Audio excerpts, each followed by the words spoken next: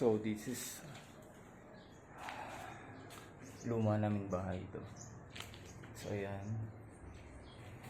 mukhang i-renovate na yung bahay namin dati. Ayan. So ito yung kwarto namin.